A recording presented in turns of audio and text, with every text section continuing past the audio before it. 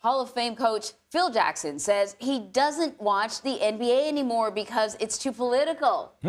He says that he hasn't watched any games since 2020 when players started demanding social justice amid growing calls for nationwide police reform. Jackson says that he didn't like some of the slogans players wore on the back of their jersey during that season. Those designs included phrases like Black Lives Matter and justice. So joining us now for more is Jeff Zillgitt. He is an NBA reporter with USA Today. Thanks for joining us. What do you make of Jackson's comments? Yeah, I think we can look at this from a couple different angles. Number one is that there is a segment of the sports viewing population that would like their sporting events free of any kind of political commentary. And yet we could probably say that that ship has left the harbor. And this goes back just not to the Orlando bubble, but sports and politics have been linked for decades. If you want to go back to the 1936 Olympics, when Adolf Hitler did not want to see Jewish people or African Americans compete in the Olympics, yet Jesse Owens did. You could go to the 1968 Mexico City Olympics with John Carlos and Tommy Smith raising their fist in support of Black rights. And so this isn't new. And then it's also surprising coming from Phil Jackson, who, was part of the 1960s counterculture, was very open about that period of his life, has been very supportive of Native Americans. He coached African Americans.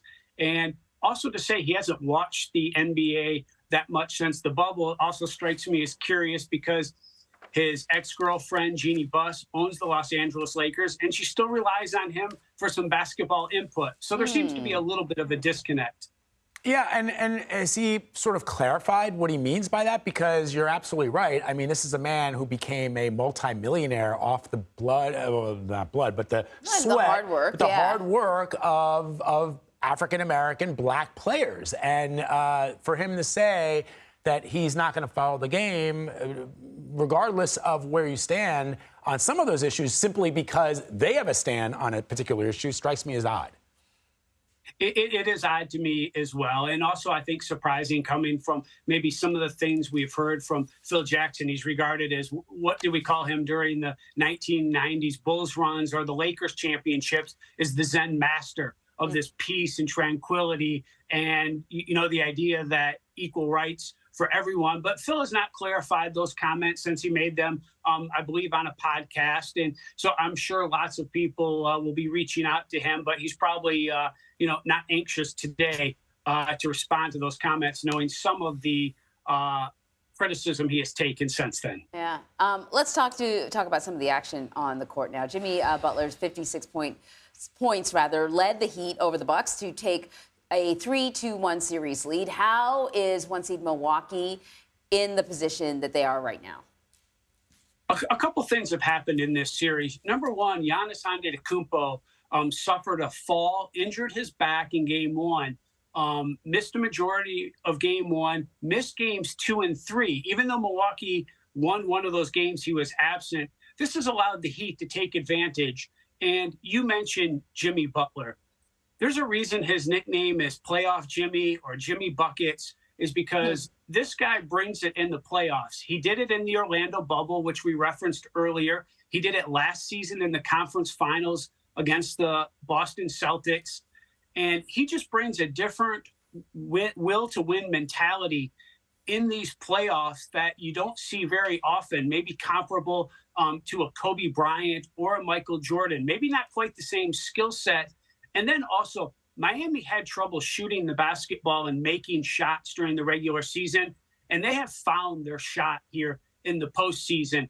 They've been very efficient from three-point range. Jimmy Butler's been fantastic, and those are the reasons that the Bucks are in the situation they're in, and the Heat are one win from advancing to the conference semifinals. The Lakers have the 2-seed Memphis Grizzlies against the ropes. How impressive has that turnaround been this season?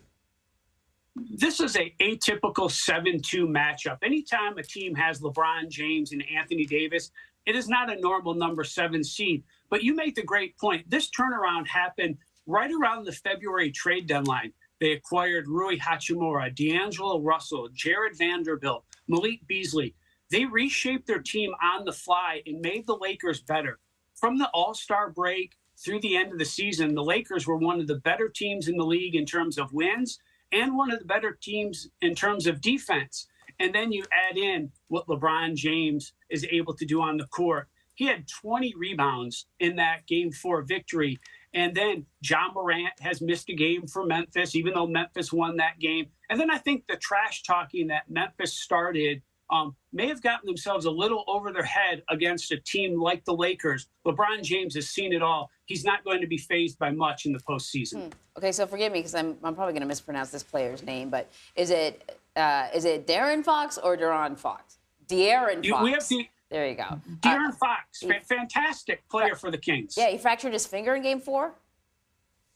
He did, and the problem for Sacramento is that it's on his left hand, which is his shooting hand.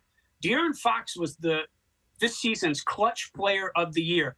This guy knows how to make big shots with the game on the line. He's had 2 great games in this series. It's the reason the Sacramento Kings are in the playoffs for the first time since 2006. It's the most wins they've had since the 2004-05 season. He's had games of 30-plus points multiple times in the playoffs, and he almost led the Kings to a comeback in Game 4 with his long-distance shooting.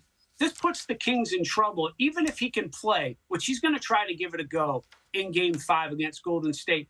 But even if he does, anyone who's got a fractured index finger on their shooting hand, they're just not going to be able to shoot the basketball the way they normally do, and that poses some problems for Sacramento. Yeah, definitely.